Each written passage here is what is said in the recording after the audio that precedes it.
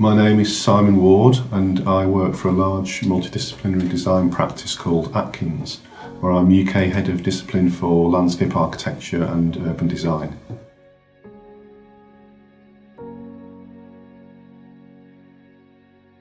I studied English, history and art at A-level, and I really wanted a vocation where I could draw on those interests. I was also interested in travel, new places and design. I had a gap year stint at a local practice in Wolverhampton working with a really enthusiastic landscape architect back in the early 1980s, and he really impressed upon me just how important this relatively young profession was, and I was sold. I then headed off to what was then Manchester Polytechnic to do a degree in landscape design, and all these years later I'm really glad I took that course because it's lived up to all my expectations. It's creative and stimulating, and there's endless opportunities for travel. I meet new people, explore new landscapes and have a constantly varied daily workload. Above all, I suppose, I wanted to do something where I could make a real difference to people's lives, and that really is the perfect profession for that. Well, I'm leading a national team of about 80 or so landscape architects who work out of 7 studios from Exeter to Glasgow, and I'm always working on a huge range of exciting projects. Last week, for example, I worked on a design guide for creating safer public spaces for Scotland's public realm. I sat on a design review panel for a major special needs school in Stockport. I did some virtual mentoring for 2 MA students, and I finished off a design for a public park in Manchester.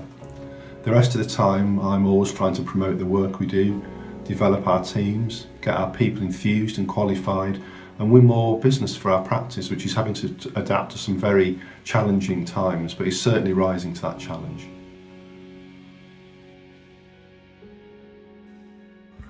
One really exciting project, which is not a project at all really, but something I started thinking about in the new year, which has become even more prevalent with the current COVID crisis, where improved access to and appreciation of green space is right up there in the public's mind.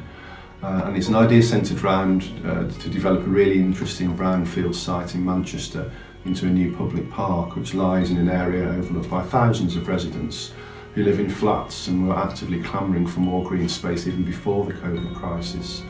And the crisis really has exposed a lack of quality green city centre space in our towns and cities. So this piece of work is trying to stimulate more debate around why we need these spaces and just how much value they bring to society in terms of our health, our well-being, our clean air and biodiversity. And it's a speculative piece of work, but I think it really demonstrates how passionate we are about these issues.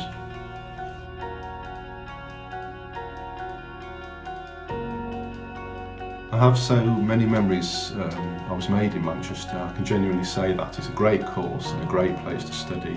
And both the course and the place really opened my eyes up to the world in so many different ways. For the course, I think our study tour to Berlin in 1984 when the wall was still up as one highlight. But living in the heart of a modern, vibrant city was really the main attraction. Manchester's a fascinating place. Only last week I listened to a podcast interview with a guy called Bruce Mitchell, who's a legendary factory records musician at Mr. Manchester. And when he was asked to describe the city in 3 words, without hesitation he came back, a moving feast. And that's so true. Manchester has a restless energy about its dynamic, it has a chutzpah about it, and it's very independent, rebellious almost.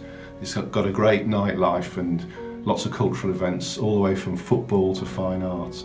It's great people and it's always reinventing itself, and I suppose this is reflected in the landscape course with its focus on its creativity and design. And I continue to see that in the new Manchester Metropolitan graduates that we employ today.